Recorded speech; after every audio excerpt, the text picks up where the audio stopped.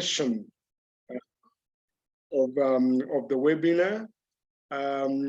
Dr. Cedric Mpongose, I guess you're here still. Yes, it's here, Doc, but I will continue with it so that he will take his part. So he asked me just to continue with it because of some technicalities. Yeah. Yes, Doc? Yeah. No problem.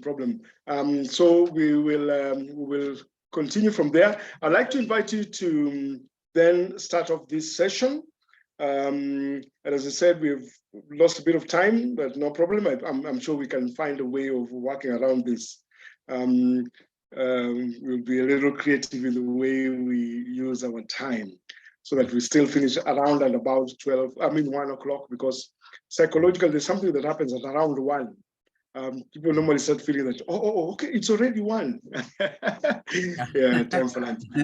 So, Professor, back to you. Welcome back. Thank you so much, Doc, for the warm welcome again. Colleagues, we are not going to be long because we have already touched on the issue of how we go about coming closer to objective reality, whether even if we don't know it, but we have to work in such a way that we come closer to it. Because there are cases where knowing objective reality, although knowing objective reality of something, it's working well. So in other words, it makes you become fitter in this universe.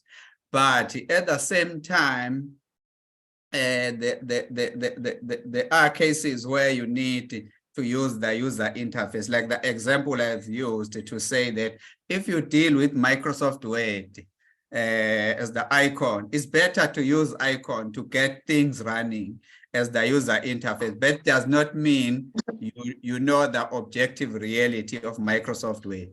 But now, if someone will say to you, don't send don't use that Microsoft Word as the user interface, but go and totally with voltages there and circuits, you see that we are not going to survive. So these theories are giving us that Microsoft Word as the user interface. Behind them, someone generated those theories, which means in our case, we can do the same. So how do we do then in terms of our university at UKZN? We think of research as what we call a critical thinking process. In order for us to be critical in our thinking, one needs to read and read and read and read. After reading, we write and write and write. So we believe that developed what we call critical thinking that can bring us closer to objective reality. So for example, instead of using Microsoft Word, which is a user interface generated by someone else as the sensory candy or eye candy for us, all what we do, we go to the circuit and look for the circuit and combine the circuit. But we should be aware that in other cases, the objective reality may not work. Therefore, use the user interface that you have until you have enough time, and then your subconscious mind develop enough tools to go through and make sure that you know how the circuits are combined and how the computer is programmed. But using the user interface should not make us comfortable. So the theories that we have from the West or from the European, from Europe or Asia, we should remember that these are just user interface. But Africa has its own objective reality. So that's what we should try to come closer to.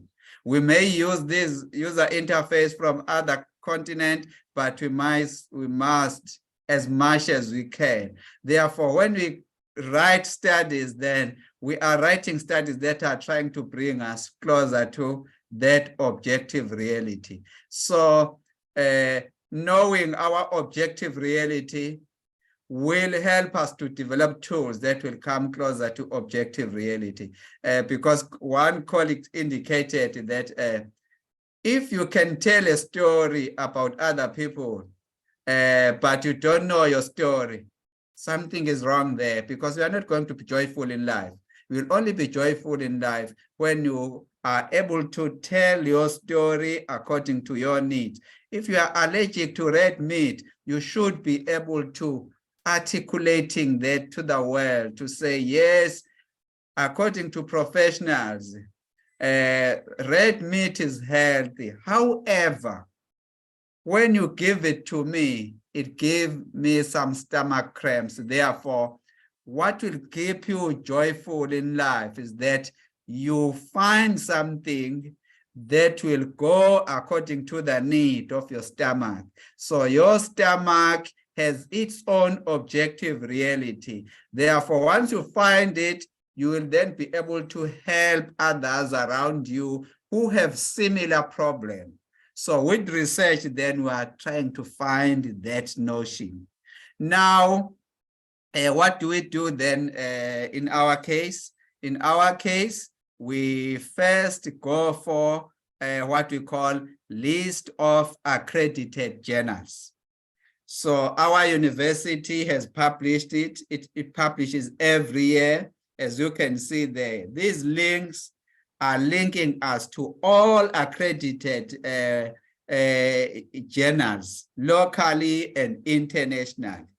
So once we have that, then we start now to read articles from that journal and see how these journals are written. Are they written to address social needs, which is societary? Or are they written to address a certain profession, which is professional identity or professional needs? Or are they written to talk about someone who's allergic to meat, which means are they personally? Or are they? Then you look at those journals and see the papers will give you a direction if you want to respond to a special issue of that kind of journal. So journals are created by people. They have their objective reality behind them. So reading papers, they will reflect as the user interface for you to position your paper along those lines. Or they may not give you what we call objective reality, but they'll give you something that will be closer to objective reality of that particular journal. So after choosing a journal from the list, because each of these links have tons and tons of accredited journals. If a journal is not listed here, we don't touch it in terms of our practice. Then once we establish a journal, we check the journal now, the quantile of the journal. In which quantile is this particular journal? Because there are quantile 1, quantile 2, quantile 3, quantile 4. Quantile 1, those are most respected journals in the world because they claim that they produce quality. So when they are there, you find that most of them are from maybe America, Europe, etc., etc.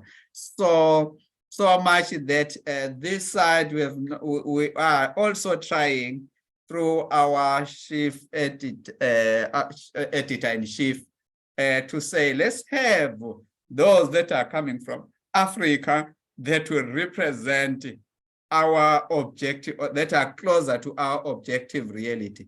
So much that if they come like that, then we push them to go to what we have there as quintile 1. So one of our colleagues here, Professor Tafer, is from Ethiopia. He has established, but is working with us at UKZN. So he has established a journal there called International Journal of African Higher Education. So what he's trying now is trying to push it so that it will also be recognized as quintile 1 journal. It may be quintile 2 today, but in the next coming years is targeting that it should be going as far as that. So then we also have the other one then, which is the other category, quintile 2. So those are mostly the one that we are using. And then we have quintile 3, quintile 4. These journals then are not that much reliable because you may have them listed today, then next year they are not listed, the other year are listed. So in our publishing then processes, the publishing processes, we encourage colleagues to go for quintile 2 and quintile 1. And then if there are journals that are addressing our specific needs, then from our local context, we also encourage colleagues to go to those so that when they are cited enough, they can move to those quintiles, because universities, when it comes to rankings, that is becoming a major process. So how then do you do then? So from there, once you identify the quintile of the journal to say, I have tried quintile 1, my paper was rejected, let me try quintile 2. But if it is rejected there again, you may then go to quintile 3. But don't go as far as quintile 4, but students can go to quintile 4 because they are still starting their journey. And other journals are not part of the quintile anyway, but you find that they are accredited according to our departments, then you can also use those. But while you are doing that, try to make sure that you are in touch with what is happening in quintile 1 and quintile 2. Then again, after, how do you check the quintile? All what you do, you click this ScienceMango JR. So when you click that link will open another site. From that site, they will ask you to write the number of the journal that you want to check. So the number there, because all journals will have their numbers. So now you will then, if for example, if you want to see what education and information technology is about, the category, the quintile of that, all what you do, you tap this number, it will come. Boom. When it's come, you click it, and then at the end, it will show you in green. If it is in quintile 1, they'll put it in green. If it is in quintile 2, yellow. If it is in quintile 3, orange. If it is in quintile 4, then it will be red. So those are the quintiles that we use. So for us, then we start with the list, and then you identify specific, you identify the quintile of the journal. And then after that, then we know that we are positioning our university enough, because if you look at the criteria that is normally used for ranking these universities, commonly they have what they call teaching, which is teaching and learning. So in terms of teaching, what counts more is how many doctoral students you produce as a university, and they must also graduate within the period of that, the stipulated period, which is stipulated by the university. And then you can see it's 30% of that. So if you increase the number of your PhD graduate, and then in that category tend to do well, because teaching undergraduate students, yes, it counts, but what is powerful there is when you make sure that you have your postgraduate student graduating. And then when it comes to research, you can see there that what they have there. They look for that reputation of journals, whether how many colleagues or staff members are publishing with quintile 1 journals with high impact.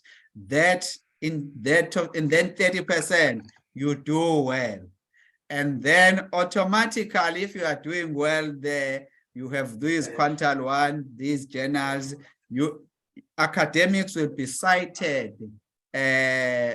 Mostly from those that are highly recognized. So you have another 30% just for citation to say, Dr. So-and-so has so many citation index, Professor so-and-so has so many, combining those, and the student again, when they publish, and then when they are cited, then you have the 30%. Then after that, then you can talk about now international outlook, where you work with other universities outside your university, like what we are trying to establish now. We are establishing this so that we can deal with this issue of international outlook in such a way that we may not end with the postgraduate students. We are also planning to have a teaching practice where we can send our UKZN students to Kenya.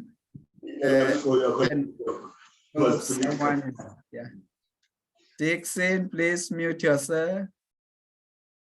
Dixon, yeah. So where we have then our student whom we can take to Kenya for teaching practice, and then we take students from Kenya to South Africa for teaching practice, or we take them to Lesotho, or Swatini, or Nigeria. So we are planning to have that. We are preparing this year as well. While we are preparing for postgraduate and publication, my school in the school portfolio there, that Dean portfolio is also preparing that. So I will be responsible for that as well. So dealing with postgraduate as well as students when they go for teaching practice, those in education. So we are planning that. So this in that then will be doing well here with that percentage. And then how industrial world is communicating with our universities is also 2.5%. So when you see these universities that are ranked top there, the Harvard of this world, the Stanford, it's because they are doing this formula well. It's not that they are far better than other universities, but it's just that they position these categories of rankings well, then they keep on coming as number ones in this. So in my case, then when I deal with issues, I first deal with them to say, how about those who will take the professional identity, who will say, doctors said meat is healthy. I understand them from their position. And when heard about those who will say, in our community, we have been our forefathers and foremothers have been eating meat, therefore we must continue eating meat. Then I also acknowledge those who will say, no, but when I eat red meat, it's personal to me, therefore I become sick, etc. So when you combine these, working with these, you should be naturally in what you are doing. So in other words, you should not jump when someone is saying red meat is healthy. Then you say, oh, no, because I'm allergic. No, how can it be healthy? They are not referring to you. They are referring to the general population that were used, those that were participating in the study when the doctors conducted there. So nothing should help you to jump, but things that are happening should alert you that things are naturally driven. You are allergic to meat. You did not choose to be allergic to meat. You were born in Xhosa family. You did not choose to, but it's naturally happening.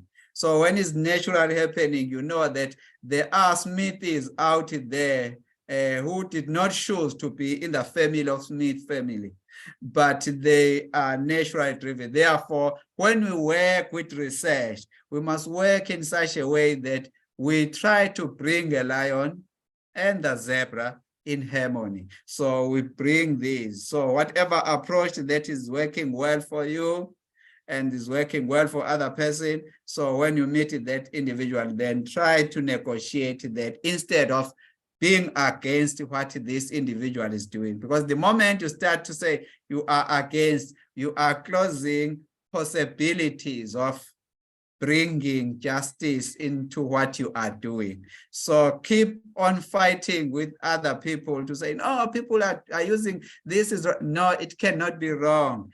But in the level of your experience, you think that is wrong, yet you are coming maybe from the professional side. This individual is coming from the personal side, is allergic to it. So punishing this individual to say he must promote meat while he's allergic may be a problem, because when we are forced to understand objective reality, it damages us.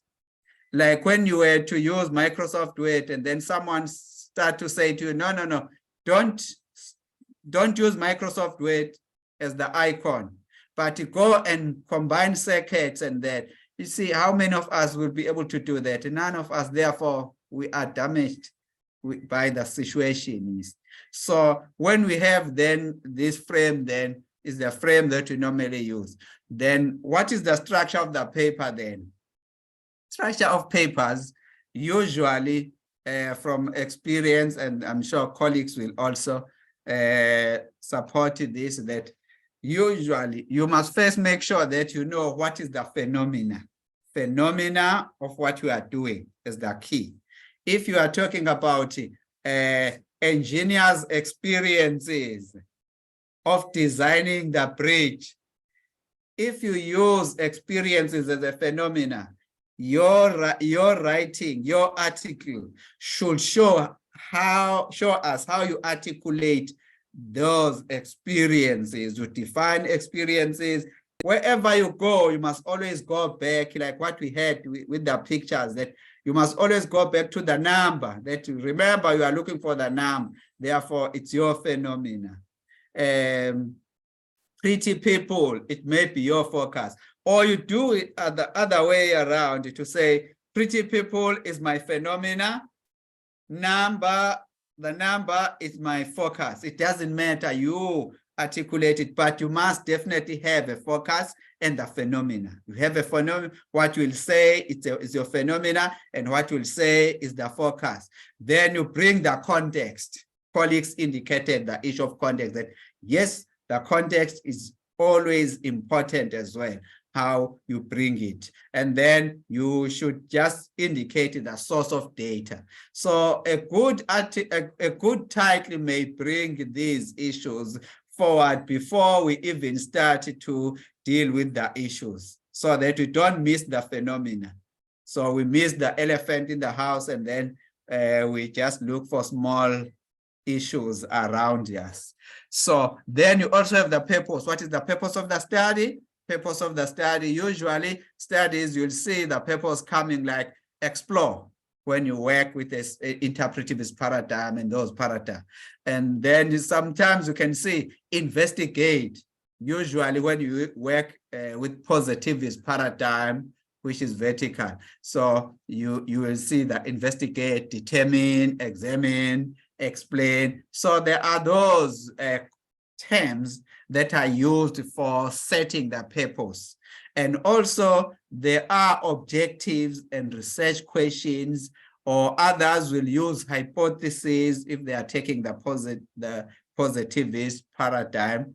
They will use hypotheses. But these are the things that we need. So we must have the title, we must have the purpose, we must have objectives or questions or hypotheses that will push our writing.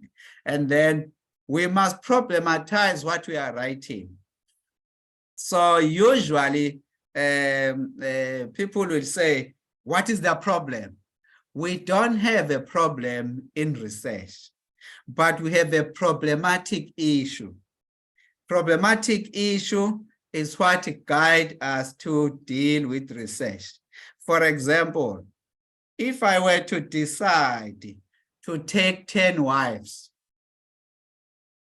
it is not when researchers come to me, they will simply say the problem or challenges of taking 10 wives, etc., etc. That is not a problem. They are misdirecting the process. So what is problematic here is that when my 10 wives are not happy, are not joyful in life, that is problematic. It needs to be researched. But it's not a problem that I have more than one wife. What is problematic is that I should be able to make sure that they are joyful in their life. Same thing applies to me. I should also be joyful to have 10 wives. So you see, then that's not a problem. So what is problematic is the process that is happening around it. So when they ask to say, what is the problem of the study? We think of it as a negative thing, to say, no, problem is that people are fighting too much. That's why I have to conduct it. No, what is problematic is what if they are happy when they fight? If they are happy, that's the purpose of life. The purpose of life is that we must all be joyful. Whatever activity we do that in order to make sure that we increase our happiness. But if that does not increase our happiness, we should not commit ourselves to that. We must commit to it when it will increase our happiness. So that's problematic area that you need to identify as a researcher. And then we have literature review. Literature review may be presented, but they should be generated from the phenomena. Whatever you identify as a phenomena should give you literature review. And then you then structure your literature according to a style that you think will be working for you. And then when we move then to conceptual framework, remember when we had the pictures, we had nice conceptual framework when we said pretty people are defined, because we use a focus to bring a theory or a framework to say, but it does not mean that framework that we use represent reality or truth about it. It's just a tool that we use as a user interface for us. Therefore, when we have it, we just define things or the process according to that particular context. When you say they are women, they have a long hair, they have this and this and this. So that's our frame. It does not represent what we call objective, but it's the frame that helps us to work, to articulate things. So we train our readers to understand the same tool, the way we understand, which make us happy. So the theoretical framework or conceptual framework will then be framed by the focus, but the literature will be framed by our phenomena. Then we also bring in the issues of research design. I enjoy that colleagues have already indicated the issue of paradigm, to say this paradigm. So in other words, when you say you work vertically, normally positivist like that. If you work horizontally, then interpretivist or constructivist would like that, because for them, we have multi answers in what we are doing. But positivists, they have a theory that will give us the exact answer that we need. So we have that. Then we also have findings. Then we have the conclusion. Then we bring in references. Usually in our practice, this is how we position a paper. We have 10% of the papers and then the problematic issue. Then we give that around 10%. When we come to literature review and the theory, then we give that about 15%, because it will help us to explain things or to define things. If we say this is good, if we say stealing is good, it's because of the frame that we have. If we say stealing is bad, it's because of the frame that we have. But we can't say stealing is good or bad, because if you say stealing is bad, you go to the thief will tell you exactly that, no, I can't talk to you if you say it's bad, because that's what I use in order for me to survive. So the frame that we are using to define is, we give that about 15%. Then we go to research design and methodology. We just give that about 10%, and then findings 10%. What then count more will be what we have as the findings of the study. The findings of the study then will be carrying more percentage than any other part where we analyze our data. We give that 40% to say, okay, data analysis, because that is the part that will give us exactly what we are looking for, using the framework and everything, the paradigm and that, but we need to have what we are looking for. So we articulated about 40% of that, then we go and conclude with 10%, etc. So that's how we present our papers. And then when it comes to literature, we have to choose a certain structure or combine certain structures of how we set our literature. So we can go chronological, where we start by saying from 2012 to 2014, this phenomena was like this. We articulate there. Then we move up until 2023 to say, okay, we have covered studies, different studies according to the certain period. Or we may simply say, no, let's take contextually, where we simply say we start with international studies, national studies, and local studies. Or we may say, let's follow the schools of thought, which according to the diagram that I had, where we simply say we have the behavioral issue, behavioral school of thought, we have constructivism school of thought, and then we have cognitivism. So when we take, papers can be written on the basis of those frames, or they may be constructed using certain concepts or themes that are identified from the literature.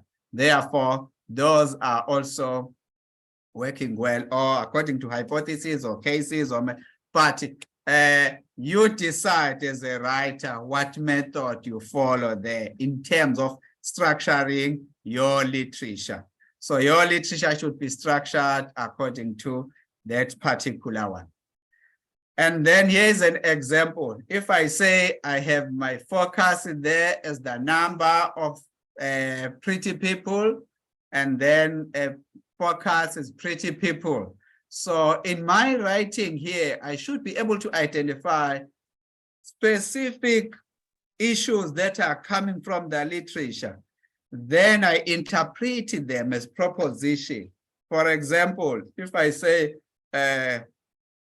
goals seem to be important in whatever is happening. So the concept here is goals. Then I started to bring proposition from the literature. Proposition from the literature, maybe they'll say goals are divided into aims, objectives, and outcomes. You see, I have 3 propositions for the goals. Therefore, studies then will have to come in, tell me exactly what has been discovered around the aims, objectives, and outcomes.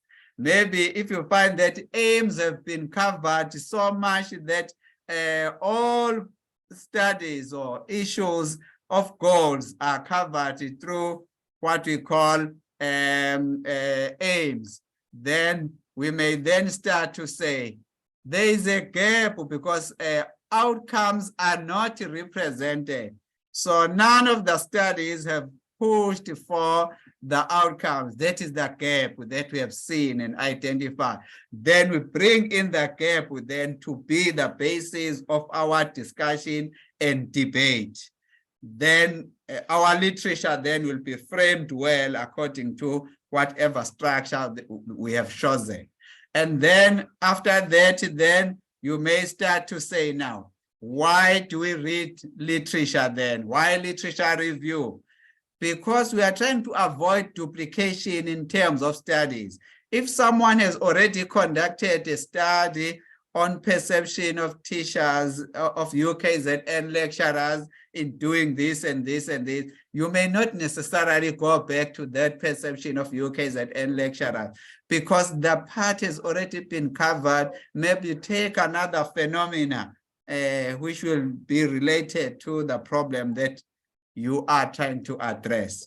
So we also want to discover authoritative scholarship about the subjects, about our subjects, where we establish the acceptable definition and frames.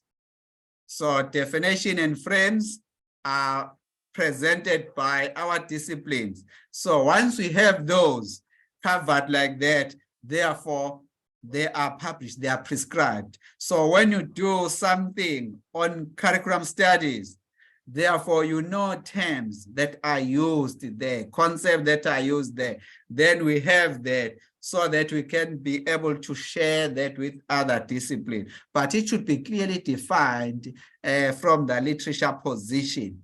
And then we also want to see relevant studies, how they were conducted and how trustworthy they may be. And then we also want to see theories. What are the theories that we have in those disciplines? We bring them together. If there are theories that are cutting across all disciplines, then our universities will just adopt those and use those in order to use them as a lens to produce something that will bring them closer to their objective reality. So whatever objective reality that we have, we need tools to come closer to them because we don't have those tools so far. And then we also have to look for methods that were used or instruments that were used.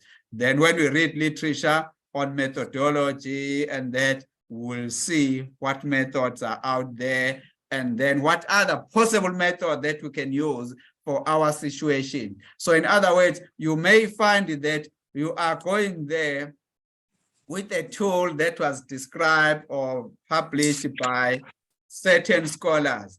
But when you go to the site, you find that it's not working. Then you work around and find a new way of dealing with that. Then where you find that, hey, this one is working well, then you deal with that because it's the one that is working well for us. So, and then also in literature review, we may identify certain paradigms, certain strategies like case studies or survey or action research. We get those when we read literature and studies that are non-empirical, that need conceptual analysis or theory, then we read those from literature that we have. In terms of the scope of the literature, then it can be that when you go for honors, we have some another scope. Maybe our university may limit us there to say they need maybe 5,000 words for this, except, but you go according to what is prescribed. And then we also look at the type where we read literature on theories, we read literature on debates according to that phenomena. We read literature where certain authors are privileged, are given privilege in their discipline to be leading. And then we read the empirical and different kind of studies that we read in the literature. But then what are we looking for then when we read literature?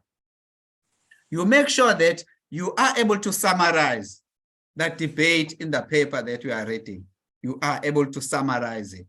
And then we should know the purpose of the paper. What was the purpose of the paper, or questions that were posed, or hypotheses that drive the paper. And then when you have those, you must also understand who are the source of information that your participants or responses or respondents, you must be able to have a clear picture about them. Then you also have to comment on methodology, what happened then in terms of methodology. Then you critique this. So literature review, then it's about looking for these things. And then at the end, you are able to critique, to show the gap in order for your study to cover that gap that is still need to be covered. And then that one will say now, what do we read then? There's no limit in terms of your reading, but literature should be exhaustive in terms of covering the main concept or aspect of your discipline. So that when then you publish it in your discipline, it will be easy for colleagues who will review your paper just to pick up where you have indicated the signpost where you are defining these issues. But it's not really possible to read each and every or single paper published on that particular issue. But when you feel that now we have covered enough, for students it's better because they still have a privilege of supervisor. They can even ask supervisor to say, is the coverage enough now? Then the supervisors will come to the rescue. And then in terms of, it's tempting to have website as the reference to what we are writing. But websites are generally giving you opinions of the people. So they may not give you real studies that were conducted. Now you need to limit them. And today we have search engines that can give you scholarly papers that were published on the internet, but using search engines that generate research instead of just website. So you do justice in terms of that. And then when you treat these authors, then be fair in treating the author. So you may know Dr. So-and-so, Professor So-and-so, then you start to say, I know that person is a positivist, therefore I'm not going to read his work. But you find that the person has transformed the tool for his objective reality or her objective reality has moved now from a positivist position to an interpretivist position. Now is trying to combine, to negotiate bigger issues and smaller issues together. But now when you don't read his or her work, you may miss that because you are unfair in terms of treating the authors. So read everything. You may gain issues that are new because people are growing. When they grow, they produce new activities and new theories, and their position also tend to change. So I've said that of the internet, that internet may give you that, but those are just the opinion. Organizing your literature, it should not be just writing one study after the other. It should be a well-synthesized literature using a certain structure. How you use the structure, you will then have to use it so that it will be structured well and logically. So when the readers read, they must be able to follow what is written there. Then we have what we call dominating authors. So in our disciplines, we have those that have been there for the past 30 or 40 years. Then they've been working on the same phenomena that you are working on. If you don't cite them, maybe chances that your paper may be rejected. So bringing them may help you to build on them. But the nature of the journal that you are publishing with, you must first check if they follow what you call the gurus of your discipline. Then you go according to that. So these authors may co-author, they may collaborate, publish together like that, and they may cite one another or each other. But you must know that this the nature of the game is that is not bad when they cite each other or they co-author while you are not, you don't have access to them. Just be patient, work with it naturally, your time will come. Work with it, your time will come. How your time will come is that there are pictures that you may not see today as the bigger picture, small, you see them as a smaller picture. But tomorrow you may see the smaller picture, not the bigger picture. Then you find that you bump head, shoulder and shoulder with those that are dominating. Then tomorrow you are also dominating. And then you may end up trying now to do what you call gatekeeping, where you push the earlier career academics away because you are blocking the way you want to be the only one in the space. And especially when you say, I'm the only African who has published in that journal. You see now, then you become one of the guest editors there. Then you make sure that you block all African scholars, and then you only keep those that are coming from outside Africa. So that's the nature of the game. So that should not give us a bad idea around it, but it should challenge you to say, you need to go more in order to come closer to the objective rate, because it means you are far from what you call objective reality of publishing. Therefore, you take it from there. In South Africa, this is the nature of the game that we have. When you go to world top South African education scientists, we have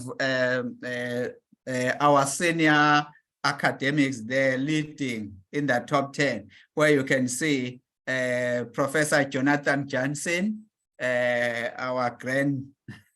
one of our senior citizens, is leading there. His age index is 44. And then the second one after him is 38. So you can see there that these have been dominating since 80s. So these colleagues have been there since 80s publishing. If you check their papers, you can see that someone has published maybe 1988, a certain paper. So they are coming like that. So then for you, then you need to be patient. Don't rush and try to see the truth, even if it's not a truth for that time. So in other words, where I showed you a frog, where you jumped in to say, where I show you the horse, but you jumped in to say, there's the frog. So you should be careful on that and make sure it's going slowly according to your clear bigger picture and the smaller picture. So these colleagues then are listed there. They are leading there. So when you go to search engines, there are different search engines that you can use there. So from this PowerPoint, you will be able to receive the PowerPoint, and then you have what you call search engines. And we're also recording this. We'll have our link to it. Then you can still go through it alone if there is a need for that. But for methodology, what we call methodology, we also do the same. We read, because we start with the paradigm. What is the paradigm? What is the approach? Is it qualitative or quantitative or mixed mode?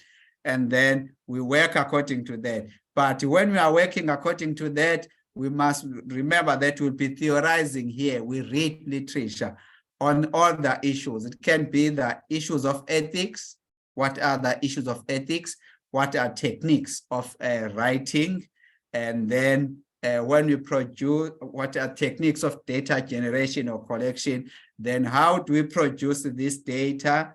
What are the instruments for that? How we pilot it, etc. So when we have our data, what do we have?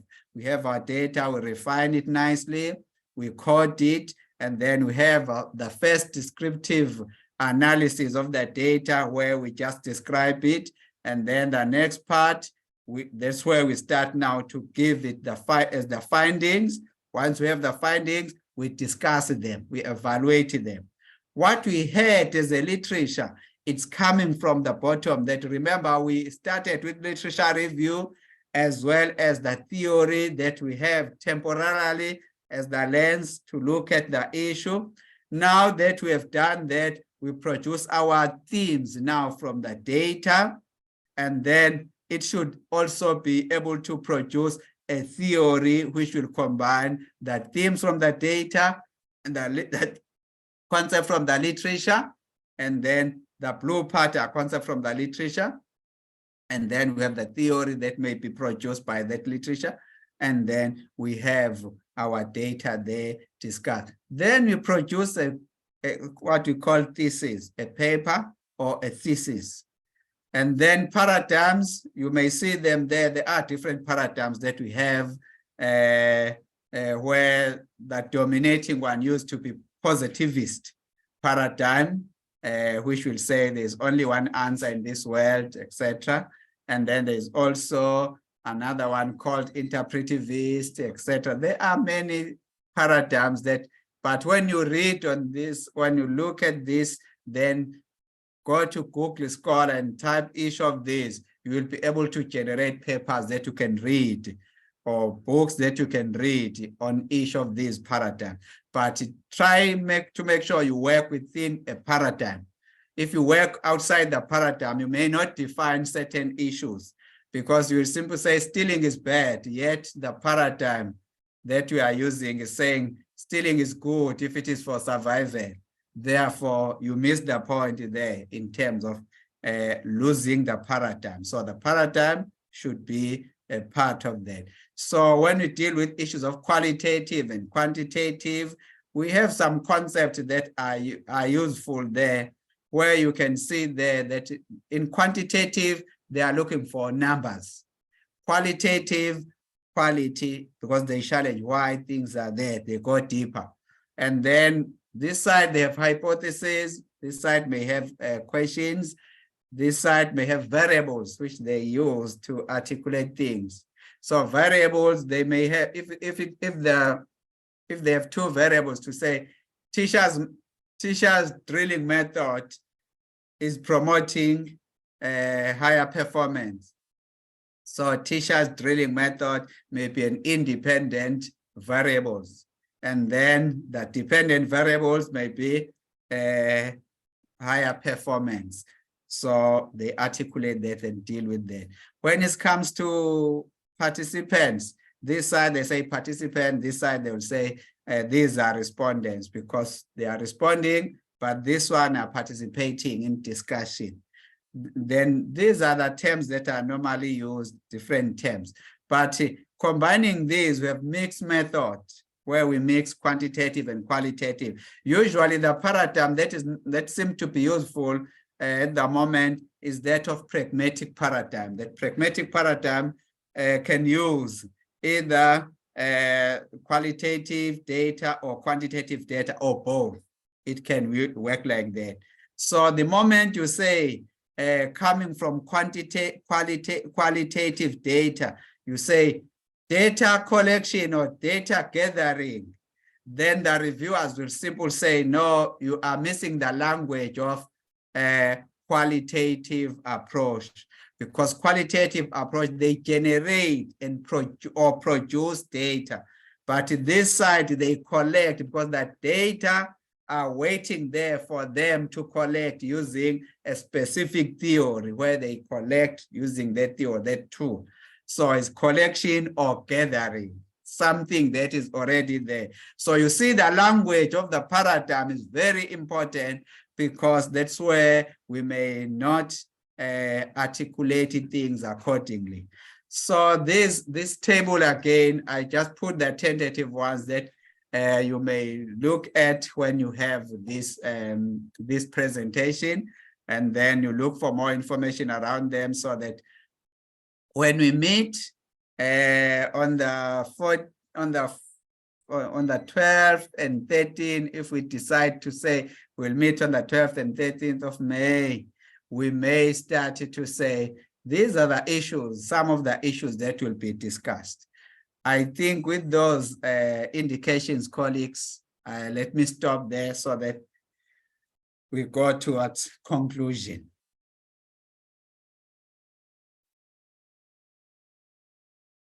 Thank you, Doc. Hey, wow. Professor, well done. Yes. That was really good. And you have quite some energy, Professor. I can't believe you're able to push another 1.5 hours after that lengthy session in the morning. Yeah, you've done really well. Thank you so much for that very well organized presentation. It was so systematic and even simplified that even that novice who is just struggling to make their entry into the world of publishing will be able, after listening to this presentation, we now have a pretty good idea of how of where to start and even how to progress after that. So this really was very informative, very educative. We thank you so much, Professor. I guess there might be 1 or 2 people who want to react to your presentation. It could be a question, it could be a comment about the presentation. And at this point, I'd like to welcome any reactions to that very well done presentation by Professor. I think Doc, they have already posted most of them in the chat. I've been reading them. Oh yes. Yeah. There's so much here in the chat. Yes, I can see. But no questions so far. They are all just indicating that how good it is, and then when they receive the PowerPoint presentation again and also the link, I'm sure they will engage what we presented as well. Yes. Okay, I see you have some very uplifting comments. Great presentation, Prof. Yes, indeed, it was great. Somebody says, yeah, I've learned a lot. I'm learning a lot.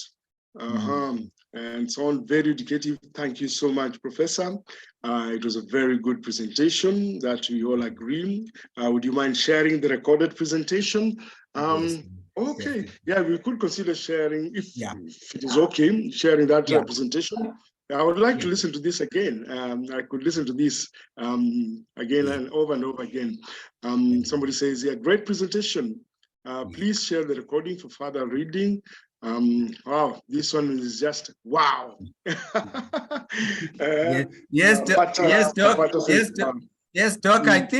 I think we may conclude there by saying that what we'll do then, we'll send the presentation together with the link, because we have recorded everything, so that they'll go through it again and again, and then while they are writing, they are doing that. At the same time, when we meet as different universities, these issues will be emphasized, so that whatever part that you missed, then you pick it up from there when colleagues are discussing. And it was good that you see other professors from other universities. I've seen like Prof. Bayaka and others. They are there also to just give some new issues, of which when we meet, definitely we will be able to articulate this. And our Honorable DVC indicated well how important is to publish as well as produce students in terms of their yes. And what also will include here, will include special issues that we have where we are guest editors, because quite a number of colleagues here have seen the guest editors of different journals. So when we meet, we'll share those special issues, so that our early career academics will then take it from there, and then we help them to build using those special issues that we are leading. Okay, Yes. thank you. And indeed, after listening to you, we are confident that we shall not perish, Professor. I think, ladies and gentlemen, I do not see any hands raised at the moment, but we have received the feedback on the walls. So I will just request us to unmute for 4 seconds and really give Professor a hearty clap for this very interesting and informative session that we have had.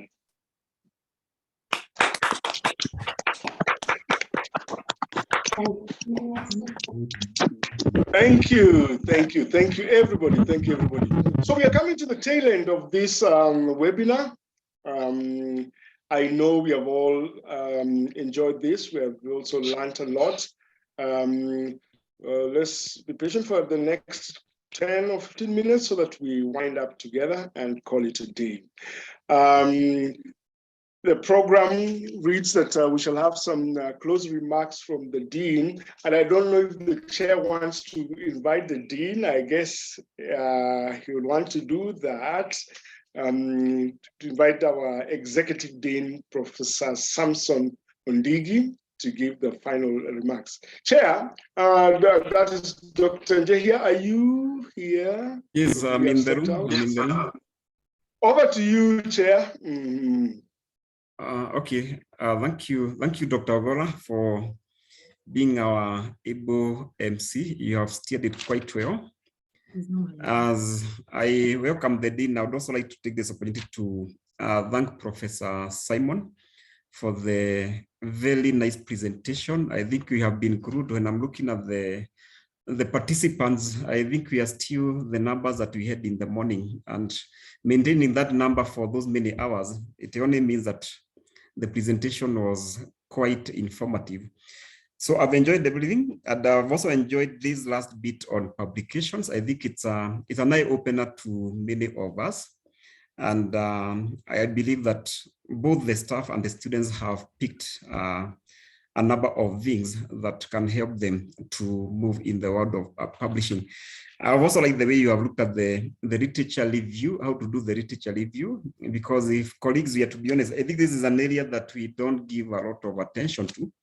And I think we do not give students maybe good guidance on this area of literature review, but I think Professor has tackled it so well, and I believe we are going to benefit from that.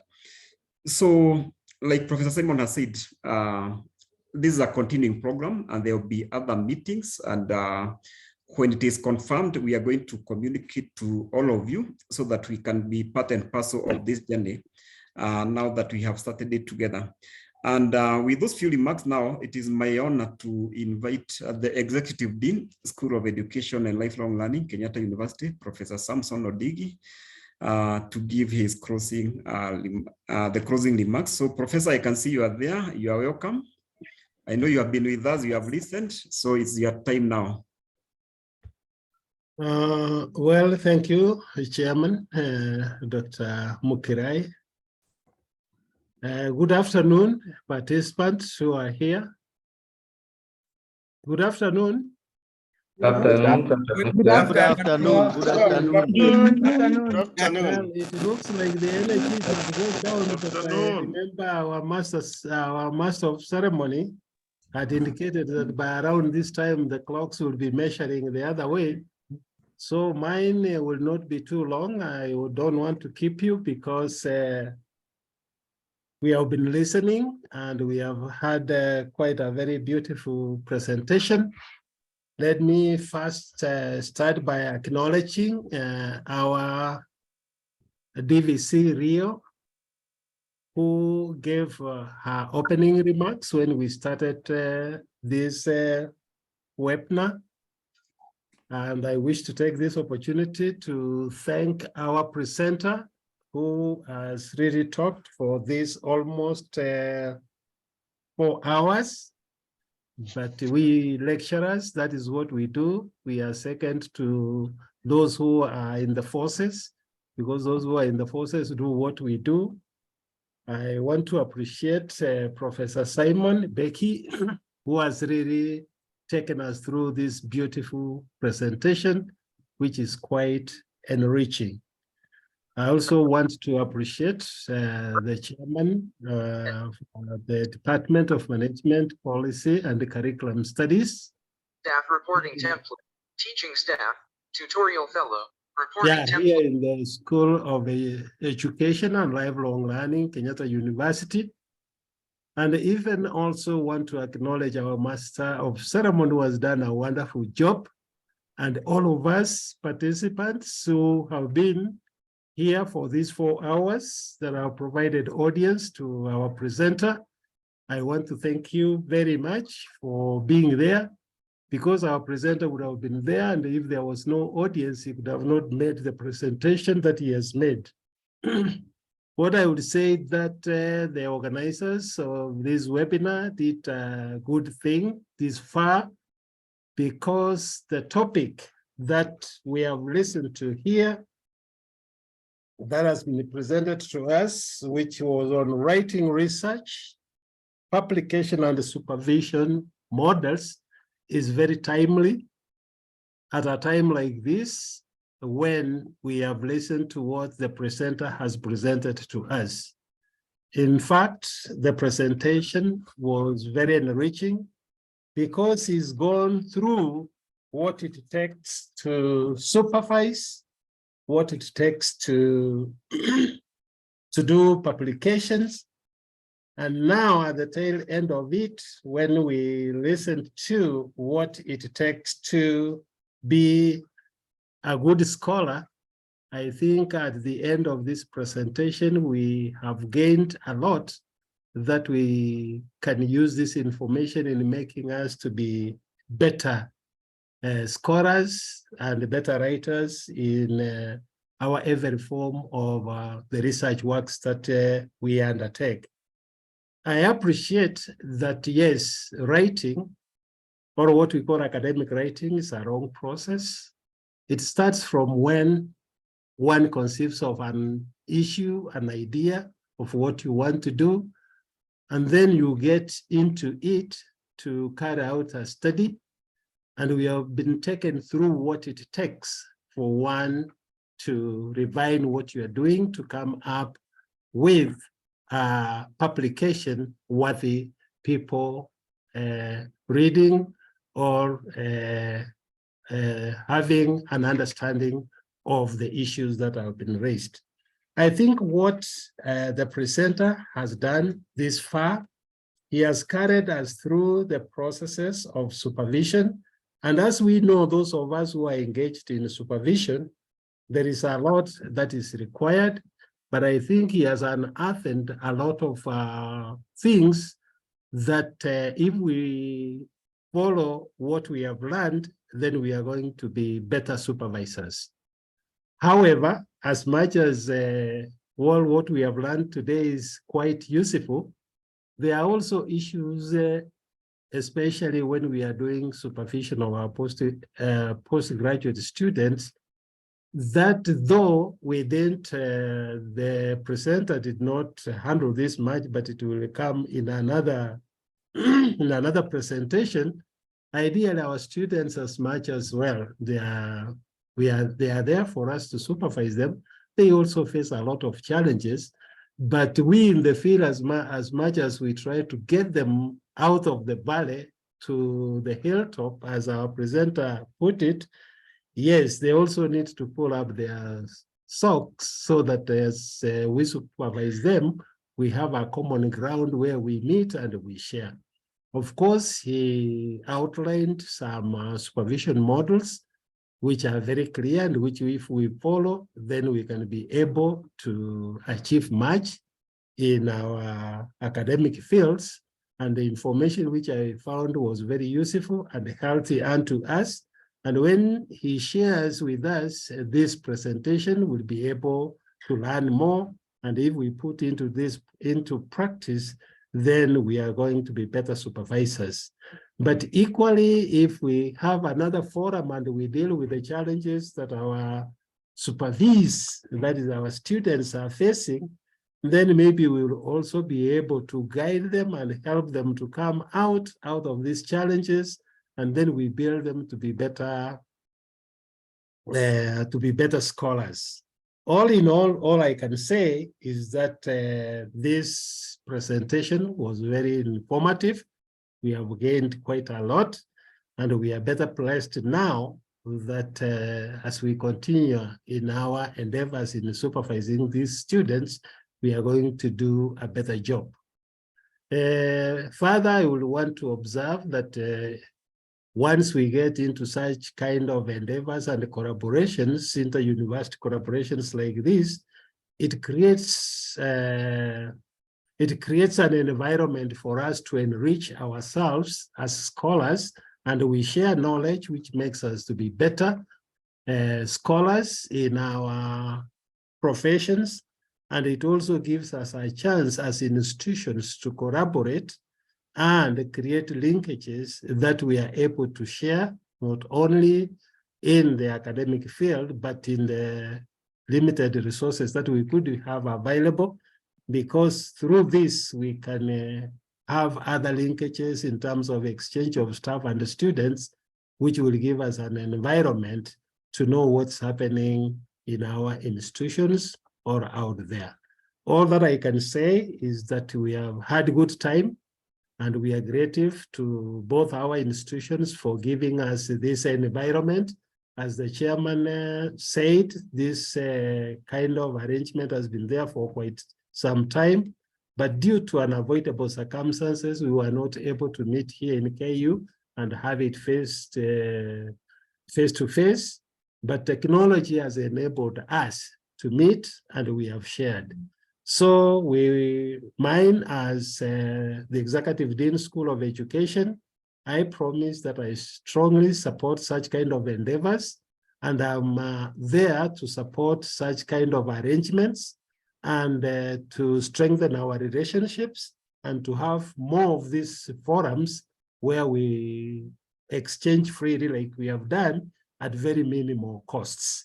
So mine is to thank both our institution, the management, that has given us this opportunity to have such kind of a meeting, where you can see we were almost 160 in this, which is quite a good show. And perhaps next time when we have this and we popularize it more, we'll have more than this. So I'm very grateful for what we have learned. I'm thankful to the organizers of this presentation, and to our Professor Simon. Thank you so much for sharing with us what you know better, and you have also made us to be good. So thank you so much, and I wish you all the best, and may God bless you all. Thank you. Thank you so much, Professor Ndigi. We also appreciate the fact that you've been with us most of the day, that we do not take for granted. Now, I'd like to give this back to the chair. I don't think I have the power to close this webinar, so I'll give it back to my boss, Dr. Njihia. Take it up from there to the end. And thank you, everybody, for attending. Thank you. Okay, thank you, Dr. Ogolla, for steering us up to this far. And as we had, I would also like to take this opportunity to thank each and every one of you. You know, it's one thing sending out an invitation, and it's another thing for people to honor the invitation. So we sent out the invitation, and we are happy that you have been able to sacrifice your time. It's not easy for you to sacrifice your almost 5 hours for today, but you have done that, and we are happy. And I think even our South African colleagues, Professor Simon and the other doctor, they are also happy that they have not been speaking to an empty audience. Like the dean has said, having 160 people and sticking for those many hours, it shows a high level of commitment. So I'm happy. So we have come to the end, and I don't know whether Professor Simon or your colleague, maybe you could have a final word. I think, Doc, I think in closing, we are really humbled by what the university has done for us, welcoming us like this. It's really an indication of what we need in Africa, working together, and really we promise that with this kind of audience and this kind of process that we have seen today, it has helped us then to say, when you report back to our university, and then it will be a matter of supporting it, and then all the way to the last level of where we can come to what we can call African objective reality. Thank you so much, Doc. Okay, okay, thank you, Prof. For that, and we look forward to closer collaboration. As we have said, this is only the beginning. We have got some other activities lined up, and we are going to keep everybody posted. So I think we started with the word of prayer, and I think it's also good that we end with the word of prayer. And I can see we have Madam Doris Joka. You're in the room. Yes, I am, Doc. If you don't mind, you could close for us with the word of prayer, please. Okay. Let us pray. Gracious Lord, we thank you that you've taken us through this session. An amazing time together, oh Lord, from different countries, yet one in so many ways. We pray that this journey that we have begun together will go on and bring fruits for our continent. The glory and honor of your name. Now dismiss us with your blessings. In Jesus' name we pray. Amen. Amen. Amen. Amen. Amen. Amen.